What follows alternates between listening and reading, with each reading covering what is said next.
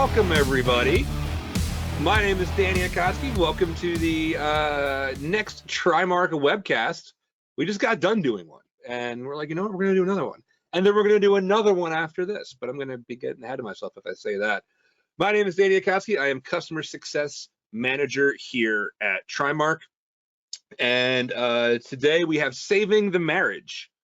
Easy wins, so vSphere and Active Directory can live happily ever after, because I mean, whether you know it or not, as goes one, so goes the other, right? Like if your AD gets popped, your vSphere is not long to follow, and if somebody pops into your vSphere, your AD is not long for this world. But joining us today, I am not the expert. I've just had so much tutelage over the past couple of months as we've been prepping for this webinar, that I almost feel like a subject matter expert, because we honestly have one of the best in the business. And he's better at doing slides than I am, and doesn't accidentally advance one slide at a time when he's not supposed to. Demetrius Mustakis Jr. is our Trimark service lead for our virtual infrastructure security assessment. D, as his friends call him D. I asked him what he wanted to be called, and he was like, you can call me D for today, but it's Mr. Mustakis after this. How are you, D? I'm doing great, Danny. It's good to get to talk to you. Dude, this is awesome. I've been really excited for this for a while. And so we talk about AD all the time. We talk about identity security all the time. But for Trimark services, we have three main areas of concentration, which is identity, Azure AD, and of course virtualization. D's specialties lie in VMware, vSphere, and Active Directory Security. Out of all the things, D, like let's learn a little bit about you, right? Like, because whenever I go to a webcast or whenever I attend a webinar, I like to know, why the heck should I listen to this person, right? So what made you, well, where did you start in security and like IT and admin stuff, and what made you want to specialize in VMware, and how long have you been doing it? Sure. Well, I've been in the IT, I've been in computers for about 25 years now. I moved into it as a systems administrator, as a lot do. I've done my time on a tier 1 help desk doing call center. I kind of cut my teeth on virtualization a little over a decade ago on vSphere VI3, actually, before vSphere was a thing.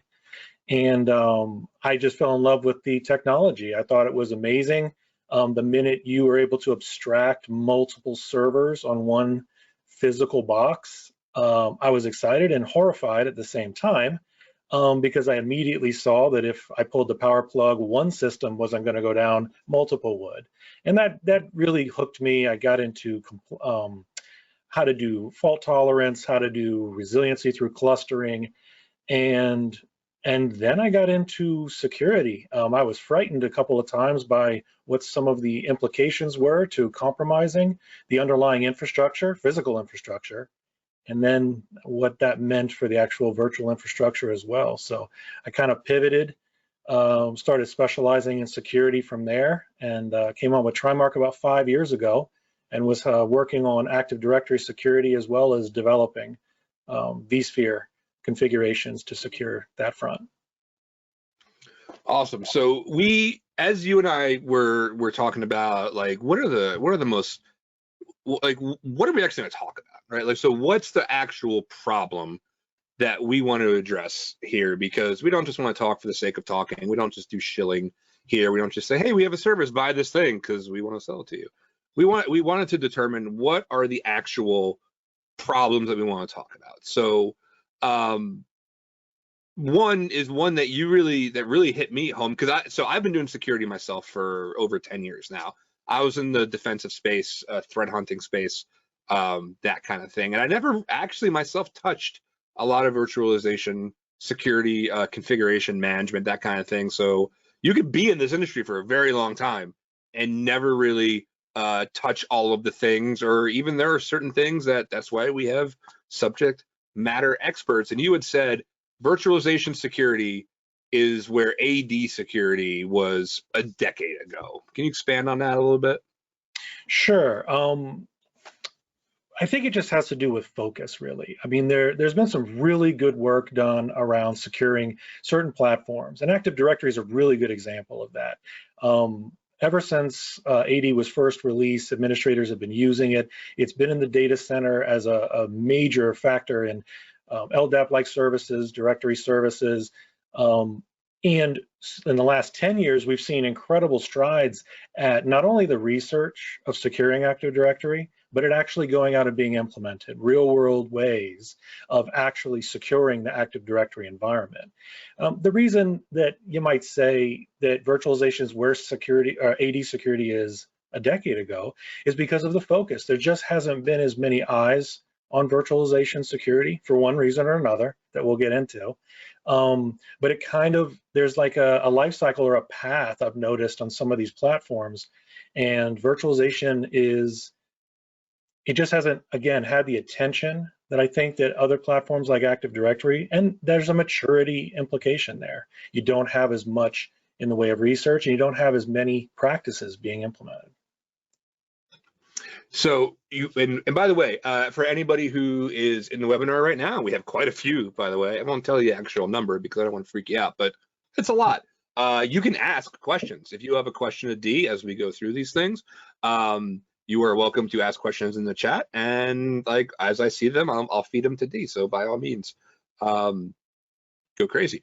You'd also said something, that one of the main problems here is that people just, and this is actually, I think, kind of a universal problem, right? Like we spend so much time just trying to decrease that tech debt, or that kind of takes a back seat, and being able to stay on that bleeding edge of the security virtual world kind of takes a back seat to just trying to outrun the old bugs, right? Like, and I think it's not just a problem in virtualization, but seems to be kind of more prevalent, wouldn't you say? Yeah, they're just, I don't know, I go back to it a lot. I know I talk about maybe the attention hasn't been on virtualization like it does, but the decreasing technical debt, what do you mean by that? So we had said, so we're so busy just outrunning old bugs, right? Putting out fires and doing all of these things that we're not having time to really spend to decrease that tech debt, and rather than trying to stay on that, like what as we call like the bleeding edge, right, of secure virtualization, we're just trying to outrun the old stuff. Why do you think that is? Well, because of the lack of attention, sometimes what you need to do is you need to do your job first. And the administrator's job is operations, right? And it's not that the security isn't everyone's job, it's what is their primary focus. And if the primary focus of the administrator is operations, keeping the systems running, keeping the key systems patched, what you'll notice with vSphere is sometimes it's going to be a little behind. It's going to be something that doesn't benefit from. Maybe Patch Tuesday is a very famous thing for Microsoft systems. There's no such thing really in VMware. It's the practices are often, hey, make sure your systems are patched on the next release. Well, that's a little intermittent. Or make sure your systems are patched quarterly or an arbitrary time period. So if you pick those things and you have arbitrary times like that, you might deprioritize it. You might be chasing those problems as they start to come out. I mean, attackers never rest, man. They're never going to stop looking for ways to get by on the existing systems, either using a special technique or exploiting some sort of vulnerability. And if the administrators are already challenged, they're not going to see this coming. They're not going to be ready for it, even in the regular patch cycles that a given environment might have. So as big as this is a huge conversation, we could do a whole series on this. So we could do hours and hours on this, but for this hour, we kind of wanted to narrow it down on and approach it as misconceptions about VMware and virtualization versus the actual reality of working in these things. So we came up with a few of them, and then after we do the misconception versus reality, we're going to walk through what a in real life breach would look like, right? So misconception number one is that throughout your assessments and throughout, so TriMark has done a ton of assessments with VMware, and we go and we do the things and we give them the findings. So this is where that expertise is coming from, that and Dee's entire career. So that first one is that VMware is secure just out of the box. Where do you think that came from, and what's the actual reality of it?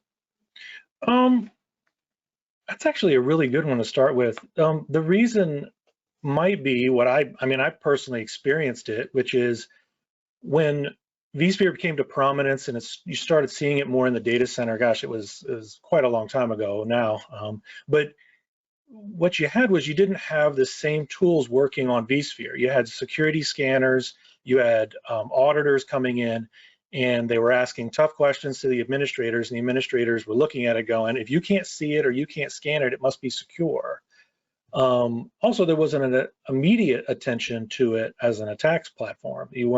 Attackers weren't immediately looking at it, perhaps to say, how can we exploit this and how can we take advantage of it?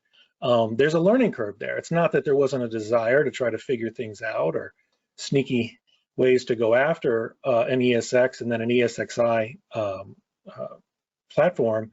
It's that it was new. It was in the data center. It was new. A lot of the security professionals didn't know how to look at it. They didn't know how to scan it. They didn't know if they should treat it like a Red Hat system or a Linux system, if they should treat it as something unique. There was a big learning curve. And so what I did, and a lot of administrators said, is you can't get me. You can't see me. You can't penetrate this box. It's a black box. It's, ring 0. It's way down there. You can't find me. You can't get at me. And that misconception started to persist. That became the answer at every security roundtable. That became the continuing messaging is, oh, it's secure. It's secure by default. They load it. They're always changing the configurations when they update it on every release. It's just getting better and it's already secure. Don't worry about it.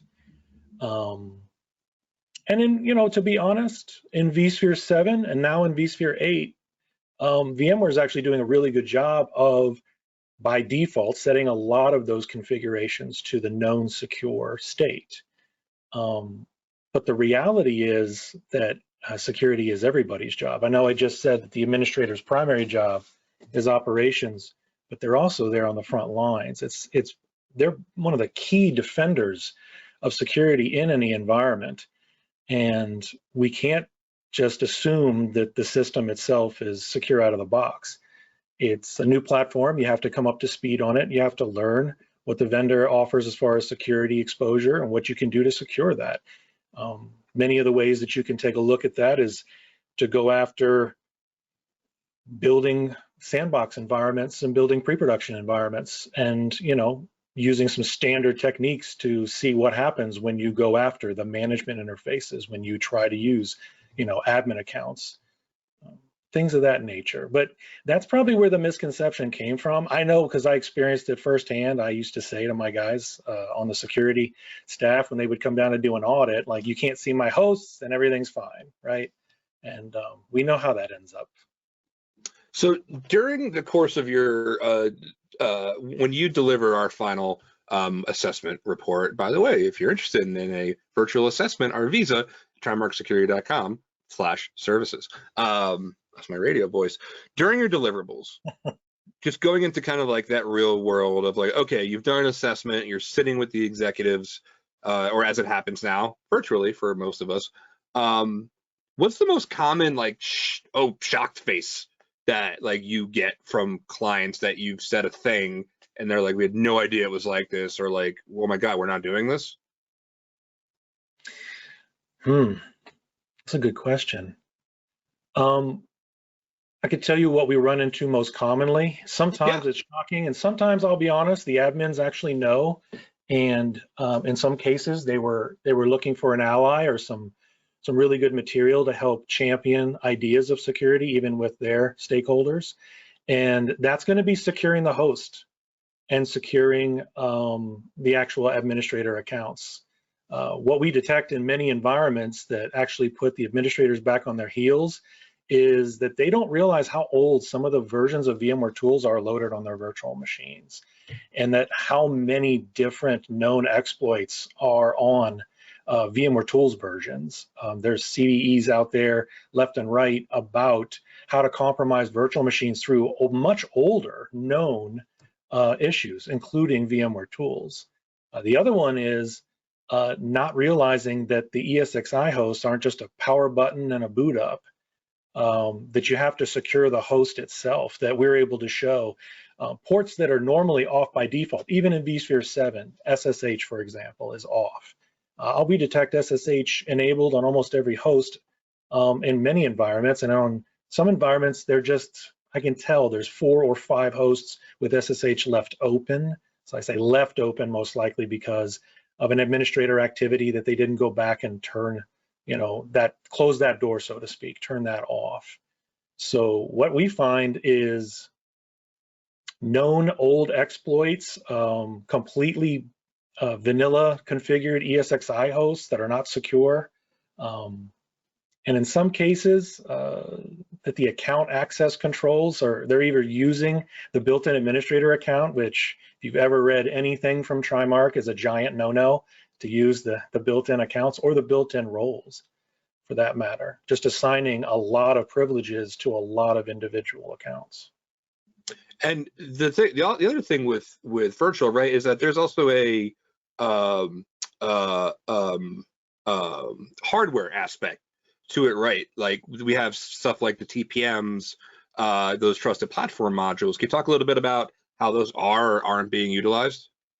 Sure. I mean, in addition to, let's say, some of the looks I get when we look at access controls for the hosts, what you're finding is there's some standard technologies out there, trusted platform modules, for example. TPMs are used to secure or protect the secrets of a host, specifically during its boot up, right? During the initial bootloader, during the initial pass to the operating system, you want to make sure that that process isn't able to be tampered with or interfered with. Well, TPMs have been out for quite some time, and VMware has been supporting TPMs to securely boot ESXi hosts since at least vSphere 6.5 and TPM 2.0 since 6.7. So what we find in almost every environment is if we do detect TPM chips, they're often not enabled. And in almost every case, secure boot is not enabled at all on the ESXi hosts. So whether it's the EFI secure boot enabled or actually imposing that through the exec configuration and the host, I'm just not finding it. Those are simple configurations recommended by VMware so that you can boot in a known good state the host from the bottom up. After that, it's actually the layers of the stack. Once you have a secure host, you then have to turn your eyes towards the virtual machine itself, where you have a virtualized hardware that is abstracted, and that itself needs to be secure on boot. So you have virtual TPMs, that's a thing, and virtualization that hold the secrets for the guest operating system of an individual virtual machine. And there is no security in what you might call that virtual trust or virtual root. And I find it in almost every one of our assessments that they're not booting ESXi hosts in a known secure state, even when they're going to pivot to try to do something to secure the guest operating system or the virtual machine itself.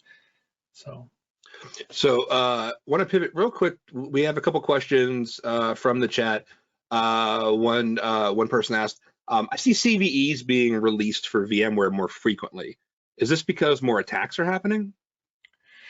I feel like there's been a regulative amount of CVEs, but some of the ones that have been coming out just in the last 2 or 3 years have been quite concerning. The ones that specifically are, and I would say low rating, mostly I think they're categorized as low because you have to compromise several particular steps in a given attack path in order to get to that specific vulnerability or exploit.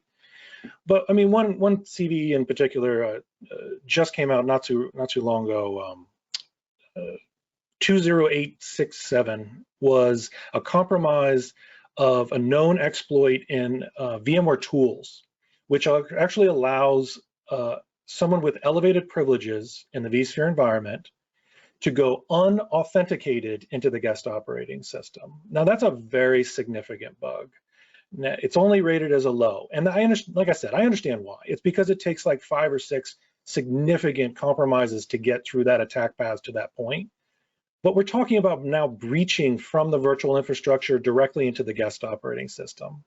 This particular exploit allows them to inject malware without being challenged for authentication on a guest operating system. So you just circumvented all the defenses on the other side of that. With the guest operating system as a Windows system, and it's protected through a bunch of security controls and access controls on the Windows side, you just circumvented all of that. And in many cases, you can't even audit for this. You can't find logging right away to drop in like that. So I am seeing more concerning attacks lately, I'd say, in the last 2 years, but I would say that there have been a regulative amount of known vulnerabilities being identified, and then thankfully being either immediately having a workaround or a good patch coming out immediately to resolve the issue. There was another question. Should we so going back just real quick, kind of frog hopping back to how we talked about default creds, and default creds should be break glass, not daily use.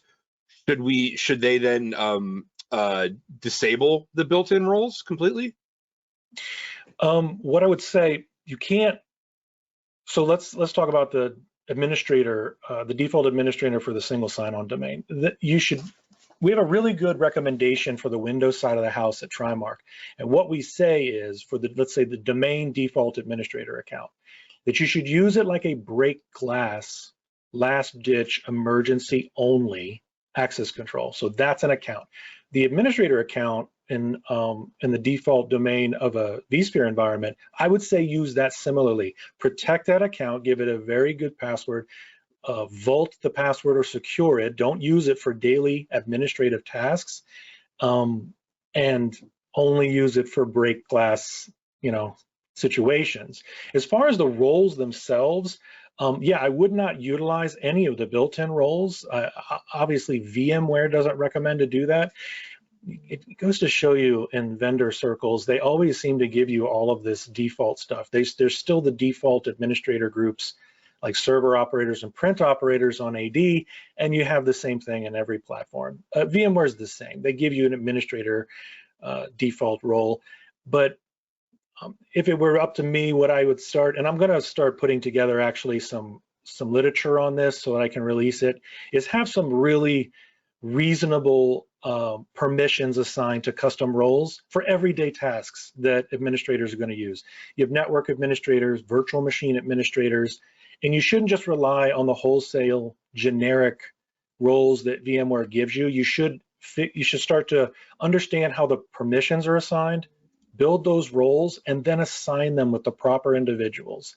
Role-based access control is really tough in VMware. It's very different than systems like Active Directory and Windows. It takes some getting used to, but yeah, I would depart from using the built-in roles at all, and I would you could use them to clone new roles and then start deprecating and modifying the permissions in order to get something a little more reasonable. Don't give them God mode access. Don't give them guest operation access unless they're a virtual machine administrator. You can even separate that out from your vSphere administrators.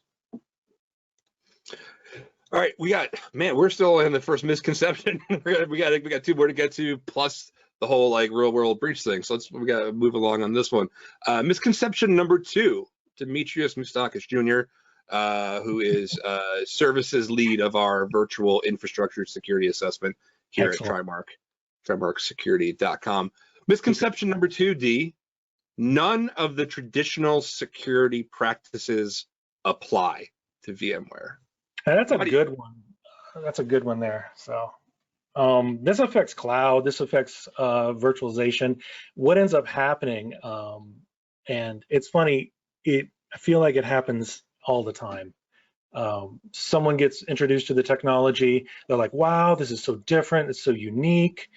They start planning and they implement it, they have buy-in from the stakeholders, and they rush right out and they do it. And they, when they're getting pushback, InfoSec team starts to push back and say, hey, we can't go to production without, securing this, they go, oh, no, this is a brand new thing. We don't even know how it works. We have to figure it out. It's got all new ways of doing permissions and all new ways to control access controls. Nothing could be further from the truth. Many of the traditional practices that we use to safeguard other platforms, both in the data center and the cloud, can be applied to the virtual infrastructure. You need to do privileged access control monitoring. You want to make sure you know who your administrators are. You want to make sure you have a plan for that. In many cases, the data center of today already has a lot of great policies implemented. I mentioned that Active Directory in some cases is much more mature. Well, there's many rights assignments policies you could bring over and apply to the virtual infrastructure. How you configure that will be different. There's definitely a delta in how it's configured, but some of those practices can come over. Another good one would be your storage and networking. I actually deployed a virtual infrastructure for a customer, and they had a flat network. They had like a single VLAN network, and I came in and they just wanted to issue me IPs, different IPs on the same subnet for the service console and the virtual machine networks. And there wasn't a lot of routing and switching happening on the back end. Well, no, you want to implement not a flat network. Don't just issue me one VLAN for my one solution. The virtual infrastructure is an extension of the physical infrastructure. If you have practices in your network taxonomy where you isolate traffic on separate VLANs or private VLANs for any reason, make sure you're planning that for your vSwitches and your distributed vSwitches. Make sure that you're going to bring a lot of that over and find the unique way to configure it in the virtual infrastructure that still gives it a harmony with the actual design of your data center. Translation is the key. Translating is the key there. Yeah.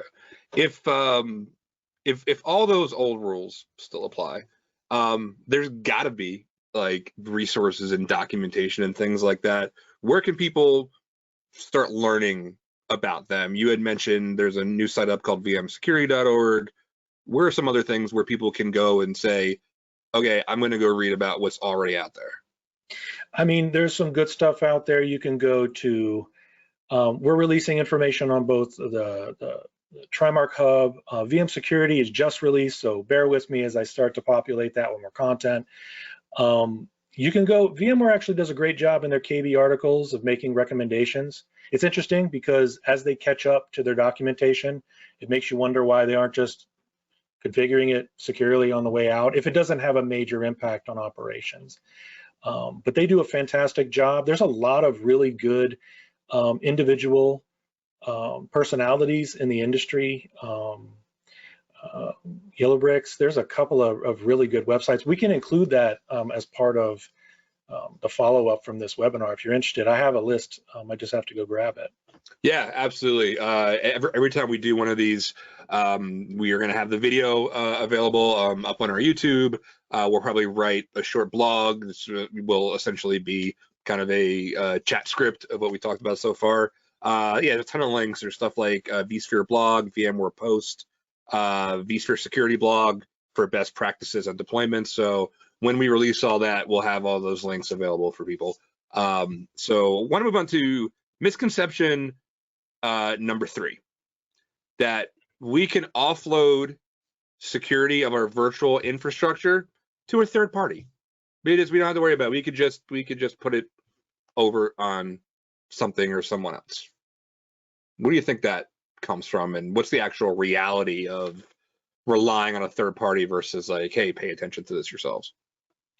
I've had the joy of being an infrastructure and systems engineer for a great deal of my career, and I really appreciate and support security at every level and every layer of the data center. But what you have to realize is that the virtual infrastructure is another layer that needs to be secured as well. And I was an administrator who was highly dependent initially on my network team and their firewall rules. That was the protection that allowed whether or not, certain traffic was going to be coming across an individual port, particularly vMotion. It's a very noisy port. It's a very heavy use port. It is supposed to be completely isolated from anything else because you're basically moving a virtual machine in live, migrating it from one host to another in real time. Well, when you do that, you're exposing the virtual machine itself. So you want to do things like isolate that traffic. Well, you need to be protecting these things on the virtual infrastructure. You can't just depend on the network to take care of that for you. You can't just depend on though you benefit from it, the encryption for data at rest from your storage appliance or your storage solution. You have to plan that there are always going to be changes in every environment. There are going to be deltas where new solutions come in, and there could be redesigns, and there could be changes in the way that security is handled at one of those exterior platforms. You need to make sure that your house is in order. Security is the responsibility of the platform that you're on. Administrators will take it seriously. Information security should take it seriously. It means that you should implement or have a plan for how you protect virtual machine disks, how you protect vMotions with, let's say, encrypted vMotion. Make sure that you're supporting that or that you're enforcing it across it. Because if something changes in the outlying network, you know on the virtualization side that things are hardened, things are secure. And like I said, I've been guilty of it myself, and we do benefit absolutely from having security in depth at each one of those layers. But again, that one of those layers is virtualization, and that also needs to be secured as much as any of the others. So we've got another question for you from chat, by the way. If you have a question for D, just put it in that little chat thing and we'll get to it. Matt asks, what's your opinion on joining vCenter to AD? I think VMware maybe doesn't recommend that these days to provide an auth boundary. So there's a lot of changes coming from what I understand on identity. They're rethinking a lot of things. It's a tough question. That's a really challenging question, and it's a really good one. I'm glad you brought it up. The majority of what organizations are doing today is they are linking their authentication for their user accounts from vCenter to Active Directory. And it's kind of like what this webinar is all about, is if these things are inextricably hooked together, how are we going to secure them? Is vCenter secure because Active Directory is? I think I could demonstrate how it's not, and vice versa. I'm afraid to demonstrate how that's true as well, but I will. And that's going to be because most of the accounts that are out, or most of the organizations that are out there, are still using that practice. They're still taking accounts in Active Directory and allowing them to be used for privileged access within the vSphere environment. If that answers the question, I hope it does. Yeah, no, awesome. Do I recommend it? I still haven't coming up with a recommendation for that, actually. Awesome. All right, let's get into the fun part, the virtual breach in practice, right? So we've talked a little bit about those misconceptions versus the actual reality of working with VMware vSphere in your Active Directory environment, but we all want to, not all of us want to think about what the worst case scenario would be. Like, we don't want to be a headline, but like that happens. We see it all the time. So what is that going to actually look like if we're talking specifically about vSphere? So virtual breach in practice, I'm just going to walk through real quick. We could go drill down super deep into how a thing happens, right? But to set it up, here's what we're going to do. We're going to say that, let's say there was an initial compromise. You'd call it a spearfish. Could be a critical RCE flaws, right? Tale as old as time is how a lot of breaches happen. So what's going to happen from that initial compromise? You tell me where you want to pick up this story, D. We could start off at the recon, at the lateral movement, like where do you want to start? No, I think you're starting in the right place. I mean, if I would like to focus on the relationship between Active Directory and vSphere. So, while it's not popular to assume breach, that's a viable, those are viable ways to get in and just get kind of a foothold, right? You just say compromise a Windows device and manage or manage to get an authenticated user account in a given Active Directory environment. Well, if you've worked with us, you may be doing your due diligence and actually securing your Active Directory environment. So it may not be an obvious first stop to compromise. Once you're in, you know, a well-secured Active Directory environment is very challenging to overcome. So what are we going to talk about here? We're going to talk about how to compromise one platform and then go back and forth between them. If you were able to get some sort of foothold on one of those workstations, you could do what I've done in the past, doing a AD assessment. It's very easy to identify as a domain joined system what your domain controllers are. It's from there, I probably would just start enumerating and ask it for all the user accounts in the domain. What we do at TriMark is we start filtering those accounts into specific groups, looking for privileged groups and nested membership of accounts in other groups, custom groups within those privileged accounts. A nice secure environment, maybe they have protected those, they're vaulting the passwords, you know, they're doing a great job. In every environment that I've ever performed an Active Directory assessment that had VMware on as their virtualization solution, that they deployed it, which is actually 80 to 90% of the AD assessments we've done, I've actually detected benign user accounts, but they're called VM admin, VMware admin, vCenter administrator, and they're standard users. They're not given any special privileges in Active Directory, which is good, but they're standing out. They're very obvious. So I'm able to not only find groups like that and enumerate those users, so I can see those like individual accounts, or I can actually find service accounts or dedicated admin accounts. Look for underscore SVC or underscore ADM.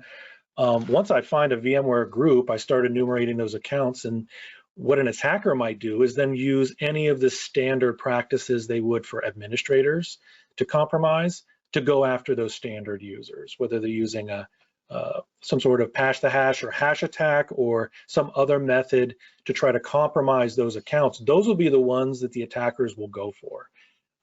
Because they're not nearly as protected as, let's say, domain admins in an AD forest.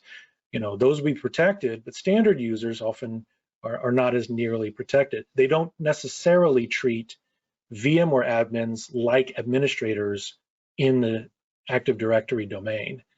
Once I do that, I've got privileged access. Now I'm looking for access control. I'm looking to overcome access controls within the environment. I might start looking for something as simple as doing LDAP queries or DNS queries, something to look up names of systems, looking for something obvious or like vCenter 01 or ESXi 01. Start looking for a way to enumerate inventory items on the virtualization side. Another thing I might do, or an attacker might do, would be to step through and look for things on different ports. They do some port scanning, try not to be too noisy, but they'll look for anything that'll respond on 443, but particularly, let's say 902, the service console port. You look for devices or systems, perhaps you could compromise a workstation that has that port open, and that workstation can definitely see traffic on that port and potentially the networks that connect back to the management network for vCenter. This is not uncommon. This is how they're doing it today. And once you've got either that workstation or a direct connection to vCenter, you've already compromised an administrator account. You're in. That's it. You now have the most privileged account directly accessing the virtual environment. From there, I mean, what would I do or what can be done?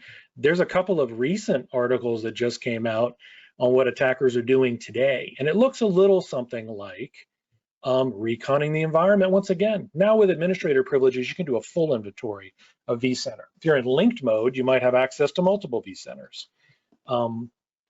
Immediately, you'd probably try to look for systems that don't have secure boot enabled. I don't have to look very far. As I said, I've done a lot of assessments in the last 2 years for customers who haven't actually had secure boot enabled as part of their deployment. Well, if it's not enabled and you have no safeguards in place, with elevated privileges in vCenter, you own the ESXi host. You have equivalent to root. You can start loading and injecting vSphere installation bundles, VIBs that have malware and attacker tools on them. You can put those directly onto ESXi hosts. In fact, you can seed all of the hosts with these software bundles.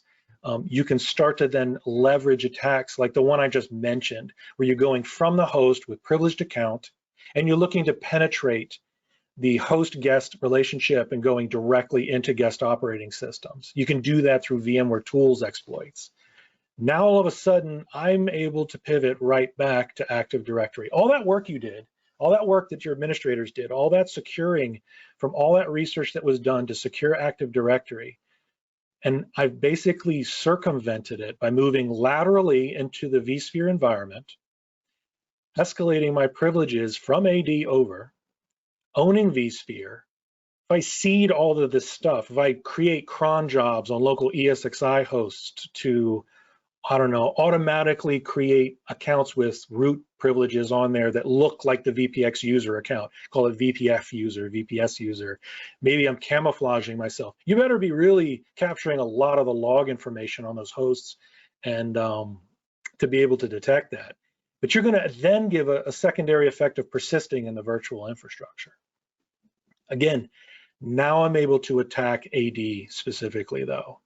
I've set myself up not only with privileged accounts in vSphere, I've not only set myself potentially up with persistence and seeded all those hosts with malware, I can now poke through and look at any of your assets on the virtual infrastructure, let's say domain controllers, and I can either do something like clone or snatch up an errant snapshot of that domain controller for offline use, maybe go after the Active Directory database, or I can start injecting software directly on it through exploits and VMware tools. That's a little troubling. If it wasn't for some of the most recent research, a lot of this would be hypothetical, but attackers are actually doing this in real time. These are the types of attacks that foreign nation states and hacker groups are actually going after. They're going after systems on virtual machines they can't directly access, and they're utilizing the virtual infrastructure to do so. Anything hosted on the virtual infrastructure is exposed to the virtual infrastructure by nature of it resourcing it, virtual machines themselves. So I was, and this brings up a question just for me, and you and I haven't covered this particular question before, but I was at HushCon. I was at an undisclosed conference in New York this past weekend, or maybe it was a few weekends ago, and somebody may or may not have given a talk Great secrets keeper. That's great. It's again, and I come from the defensive part, right? I come from the threat hunting part, where I live and breathe and die and eat logs, right? Logs for everything. Like the lack of logging in just a regular environment is criminal sometimes, whether it be on the network or on the host or whatever. What kind of do you have any recommendations for logging from vSphere? Like, are those logs different? Are the ways to set them up different than it would be in an AD, like a regular AD environment, or any like tips or tricks or something like that's special to VMware? There are going to be solutions like you can get on. I guess it might be like VROps. You can get some of the software that VMware offers. I'll be honest, I like VMware as a company, I actually do, and I like their solution. I dedicate a lot of my professional career to the platform. One of the challenges I'm noticing though is in their operations and their logging solutions for vRealize at customer sites. When I see it deployed at customer sites, they have it only deployed in part. And I ask them why. I'm like, why do you only monitor some hosts, not others? And for them, in many cases, it's budget. They're coming down to a matter of not being able to price everything out so that they can afford to implement that solution. It's a native solution. It's a vRealize solution that allows you to do operations and log insight and even when I've seen it deployed, it's only been deployed in part. And in many cases, I don't think that's a knowledge gap where they just don't understand what they need to do. Some of it is licensing. So sometimes they're only deploying a portion of the VMware recommended logging solution. And in other cases, I've seen some great things. Not only are they doing some basic syslogging, where they're just capturing logs and archiving it for forensic purposes and centralizing that, making sure that they have that information and data. That there's actually some active monitoring and alerting being set up by third-party solutions. Now VMware captures all of the ESXi host logs. They're able to then pull that information, if not directly from the hosts, then centralized and pulled from the vCenter server itself. As far as what I would recommend to alert on, all the basic stuff, any change on administrator accounts, any administrative activities, particularly those that make configuration changes. Some of the stuff I don't want to mention just because I am working on releasing probably a more soup to nuts or full scope recommendation when it comes to monitoring and logging on vSphere. There's already been a lot of good work out there, and there's some leveling up that I've noticed on the VMware side with enhanced logging, but I'm doing a lot of my own research, I'm doing a lot of my own collection, and I want to release some content, just put it out there in articles, and once it's complete, I'm just going to put it out on for everybody to pull, which is what we recommend as far as lower the noise on the active monitoring. If you just see tons of alerts, you're either going to go and wash it out, you're not going to look at it, or you're just not going to be detecting some of the more key things that I know you do want to make sure you're monitoring for. You want to monitor for any crypto activities, any changes in cryptographic tasks that are going on, and you want to alert, like huge red alerts for any time that's happening if it's not a known event, like implementing new cryptography, for example, on a ESXi host. Gotcha. There's another question in chat. Not sure if this is germane or if you have a recommendation around it, but one of the attendees asked, do you have any recommendations around Carbon Black's EDR or any other type of EDR? EDR? Yeah. Like for ESXi hosts? Sure. I'm going to assume that's why he's asking that. I'll be honest, I haven't done a lot of research into Carbon Black, and it's I should do a better job. It's not like VMware and Carbon Black haven't been together now for a couple of years, but I don't have any recommendations. I know that there's been a little bit of shade thrown recently in some articles that came out about ESXi hosts not really having EDR, not allowing antivirus or having good answers to these particular challenges when it comes to protection against installation of malware. So I don't have any off the top of my head recommendations for EDR. What I would say, and what my response was to those articles, is implementing the actual configurations that VMware recommends, which is to get TPM chips, to enable secure boot, and have the host attest to its known secure state on boot. It's what we have now. You should at least be doing that, and hopefully we will see something coming out soon where we'll have some visibility or some protections in place for the ESXi host itself. Just actually a comment to go off of that. I'm also looking at our own internal chat room, and Sean Metcalf, our founder and CTO, had said, Carbon Black is good, but the places where I've seen it done well, and this is always the caveat, right, for things like this, the places where we've seen it done well have had at least one dedicated person to make it successful, which goes to any number of things, right? Like I came into TriMark and I was like, we should do X thing, and like, well, other places have dedicated people, so that's always a really good caveat to say. Of like, you could do it, but better have somebody to babysit it.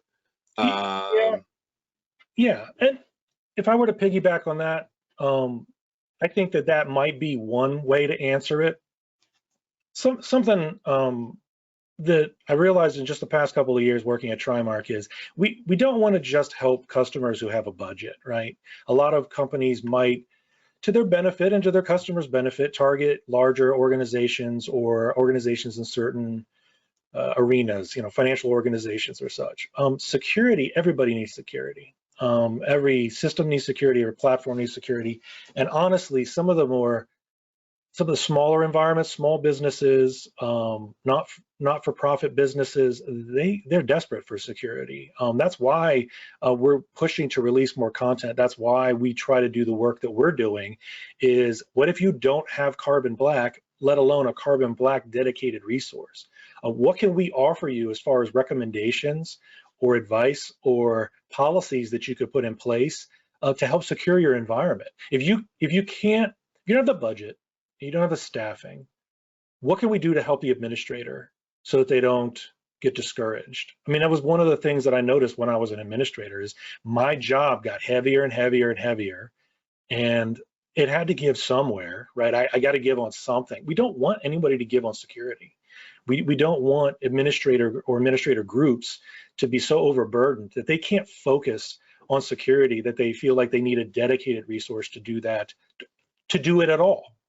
Or that's the only solution, is to have and to buy and to acquire or hire. No, we want to release the content. We want to put the message out. We want to put the information in the hands of the administrators, to the organizations, big and small, to make sure that they have the best research that we have to offer, that they have the best techniques that we have, that they're going to be able to implement policies that make sense for their unique deployment case, and that they have security, that they're not just going to be another organization that's easy to target. No low-hanging fruit, so to speak. Sorry about the rant. Oh, no. I think this is so much more valuable to go down these roads. And sure, we have stuff prepared. Why not? That's what we do the webcast for. But when these little questions come up from the actual people that come to watch us, why the hell not? There's two more questions that I don't know if they're short answer for you or not, or if we could hit them real quick. The first is from Alexander. They ask, if implementing Horizon on ES6i hosts, is TPM a must from your perspective? So the follow-up questions to that, are you going to Windows 11? So Microsoft's taking a pretty firm stance here, even though I thought for a minute they were going to waffle. I would say yes. I would say it's going to be a requirement from your guest operating system of choice. I'm not saying that, I'm not trying to isolate and say that it's not valuable to make comments on Linux operating systems. I'm just, there's a volume, there's a difference in Delta. There's a lot more Microsoft operating systems on the desktops at the moment, at least in the business cases. Yes, I think Windows 11 is pushing to have TPMs as required. I don't have a major problem with that. I think a readiness is the problem, getting organizations ready. The good news about TPMs and virtualization on the servers or the workstations is you don't need TPM chips. You need to leverage the underlying security technology. In the case of VMware, it's VM encryption. So you don't have to encrypt the entire VM. If you already have an encryption solution for your data at rest, complement that. You don't have to go double encrypt or re-encrypt or use all this extra effort or configuration or, God forbid, resources where you're losing performance. No, you can implement VM encryption. You can target it for the VM virtual machine configuration files themselves, most notably the NVRAM file, and that will allow you to implement virtual TPMs, which I do believe are going to be better for the virtual machines themselves, both workstation and server. One of the reasons being that it works in concert in the case of a Windows OS with solutions like Windows Defender Credential Guard. That's looking for a vault for secrets, and it'll use the space given to it by a virtual TPM to give you that added security. Awesome. Last question that we have in the queue are the ESX and vCenter syslog logs enough for detection related to VMware vSphere targeting attacks or attempts? No, they're not. This is some of the work that I'm actually doing, is you can configure them, and in many cases you have to set up something else alongside it. I will defer to my colleagues at VMware who do believe that I think that they do have good ways of doing it through the vCenter server, using the built-in log alerts and some of the solutions, the built-in parts of the solution where vCenter is able to actually let you know this. But the best cases I've seen of this are when you're doing multiple things. You're using a data logging solution or a SIM. You're offloading to even something, some simple syslogger that you're setting up. Because you not only want to do it for monitoring, you want to do it for forensics. If you have an attack, you want to make sure you have all of the evidence to go back and find out what happened. Again, I'm going to be I hope to release some more information on this specifically to answer your question better. So I'm sorry I didn't give you probably the best answer I could right now, but I'm putting together some stuff and I will release it, and I'll release it for free on our content sites. And again, for all of those releases that we're going to be doing, hub.trimarksecurity.com. You also follow us on Twitter. Our very last slide, spoiler alert, are going to be all the links of where you can follow us. So we come to our very last point of discussion here, D, because I believe in all content and in all the things that we do, especially in this industry, if you're not giving people something actionable to do, to like, okay, you talked a lot for the past hour and might have been a great conversation. I think it was a great conversation, but it was talking. What can we do? What can we do? What can we take from all this information, right? So, so we're going to do what's easy versus, we could talk about what's easy, or we could talk about what's most effective. Right. Where you want to go from there? Right. Simple but not easy. Easy but not uncomplicated. Yeah, there's some things you can do right away to start securing your environment today. The easy things I would actually say are probably your advanced options, maybe on the host, but for sure on the VMs themselves. It may seem like a big job if you have a lot of VMs. We've seen environments with tens of thousands of virtual machines in them, but those advanced options, those are immediate places where you can make changes.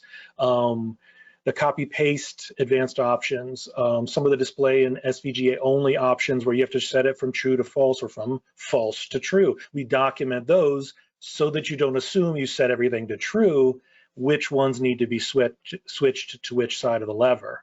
You can do that often through PowerShell scripts, something quite simple where you can actually do it without the requirement of a reboot. Some cases you're going to need a reboot depending on which configurations you're actually changing on the virtual machine, and particularly on the host. There are very few configurations on the host that you'll change that won't always necessitate some sort of reboot.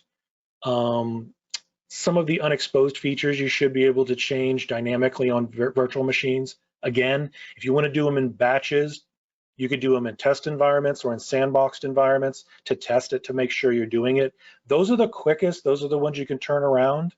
And associated to this is your templates, your golden images. If you take the time to upgrade the VM hardware and the virtual machine tools and the advanced options on your templates, that means every new VM you're going to deploy is going to have either the newest version of hardware, the latest VMware tools, or the most secure configurations. These are things you can change without directly impacting operations or your live environment.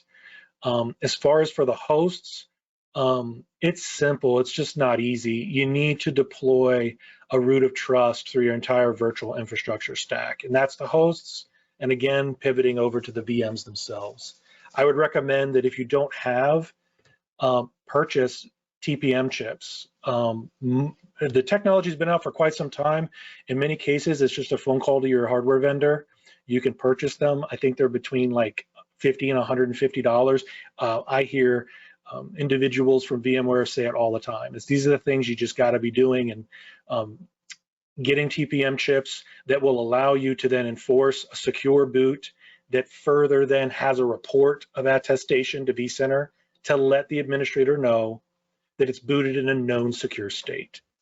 That is huge. If you can implement that, it is a giant step in the right direction. And then pivoting to the VMs, do a very similar activity. Continue that chain of trust for secure booting. Enable secure boot on your virtual machines. If your virtual machine hardware level is too low, if it's below version 13, you're probably not even going to have the option to do that. That adds more complexity to your solution. You're going to have a planned upgrade of all your virtual hardware versions. You're going to have a planned update in some cases of your virtual machine versions. Only 10.0.3 and above actually support, I believe it's either secure boot or VBS and virtual TPMs. So I'm convoluting a few acronyms, and I'm sorry for that. I know we're running up against time, but I would get that chain of security from the physical hardware to the host, to the virtual machine hardware, to the guest OS. That chain of security is probably what I would hit on the most. That's simple to say, it's not easy to do. As far as easy to do, follow VMware best practices and update your templates with the most secure configurations for all future generations of virtual machine. Yeah, and you and I had also talked about like some other like easy quick ones is doing things like changing the console count. Do you really need 40 consoles at one time? Does the session close automatically and send the lock command, stuff like that? Yeah, I kind of breezed over that by just saying advanced options or advanced settings, but that's a great one. We find that all the time in environments. All virtual machines are set to their default 40 sessions. That's like saying 40 KVM access controls on an individual virtual machine. Administrator logs in by default in vSphere 6.7, and I have to double check on 7.0, but I think it's still true. By default, it does not automatically send the lock command when you close the window of the console session. That means anybody else could just open the console or piggyback your console, wait for you to exit, and then they have your privileges on that system. Yeah, that's a default I would set to 1. Yeah. There was one more question that I wanted to cover before we close out. Question in the chat. How can you secure the templates or identify if they were tampered with? I'm not sure which templates they were referring to, but it might have been something you were talking about previously. Yeah, so the catalog is a very interesting aspect of vCenter, and that's one way. So the catalog in vCenter gives you the ability to kind of have a library of virtual machines. It's less security, it's more dynamic automation of the administrative tasks like deploying new systems. How can you protect those? And I'm using that as an example. That wasn't the question that was asked, but I wanted to give it some time because a lot of organizations will find ways to synchronize that catalog from one system to another, from one site to another, from one vCenter to another. Well, if you have no way of knowing if your templates have been tampered with, then you would perpetuate your problem by duplicating it across to multiple sites, to multiple vCenters. So there's an actual challenge there from a security perspective that I noted only recently, and so since it's something I'm still working on, I don't have a great recommendation around that. One of the ways I would do it off the cuff would be to not use always living persistent templates. So I would reconstitute my templates given a standard process. I would redeploy golden images on a periodic basis. That would keep them from existing, right, on a data store in perpetuity. We always use this image to deploy new domain controllers. And then attackers actually that would come in, let's say, in the scenario I illustrated, and seeded some malware onto that template specifically to capture on redeployed new template systems or new systems from that template. I would never just sit on and let get dusty golden templates. I would reconstitute templates on a periodic basis. Yeah, that makes a lot of sense. All right, listen, we're over an hour, and here we were worried we wouldn't have enough to talk about. I think we got a lot to talk about. I want to first of all, thank everybody for joining. At the height, we had like 100 people in here, and I think that's amazing. If you want more of what we have so many links for you. We just made a link tree. You could follow the link tree link at the bottom of the screen, linktr.ee/trimark security. Oh, got a nice comment. Thank you for the awesome webinar. Great views. So we have, what do we have here? We have the main TriMark site. We have our site just for all of our content and all of our blogs. All this virtualization content will also be up there. Joining our email list, Twitter, LinkedIn, Twitch, GitHub, Facebook, Instagram. Twitter, we're much more active on. Twitch, we do a weekly live stream. We call it our happy hour. We do it every week on twitch.tv/Trimark Security. This week we have Casey John Ellis on, CEO and founder of BugCrowd. So he's going to be coming on. Sub T will be coming on, Casey Smith, pretty soon, Steve Reagan, and a bunch of other guests. We do that every Friday, 2 p.m. Eastern, live on Twitch. We have our YouTube, which this will be up. And I think if you sign up for the webinar, if you were sitting here, you will get you'll get a reminder, either the recording, but watch our Twitch, watch our Twitter, and things like that. And of course, if you have an assessment, if we have piqued your interest and you're like, we have a big virtual environment and we have never had an assessment. I think on our last webinar, which was Ask Me Anything with Sean, Scott, and Jake, was that we said, hey, have you had an assessment? Which one have you had, or have you never had one? And I think the lowest one of people that are like, hey, we've never actually had our virtual infrastructure assessed. We do that, trimarksecurity.com/services, and you will get to meet D in all of his awesomeness and his team, Jason and Siddiqui. So yeah, thank you. Thank you, everyone. Oh, somebody in chat said, thanks, Trimark. There is nothing else like this out there, especially on VMware. That's what we're here for. And we got some super talented people. So again, thank you, everybody. Next week, we are doing another webcast. Check our Twitter. We just tweeted out about it. Sean just tweeted out about it. It's going to be our Trimark Ask Me Anything Part 2 on Active Directory and Azure AD. D, can I impose upon you to promise me that we'll do this again for VMware? Sure. I'm glad to have done this, and I'm looking forward to catching up with you again. Absolutely. Again, thank you, everybody. And yeah, look for all of our stuff everywhere. We're around. Thank you, everybody. Thanks, Danny.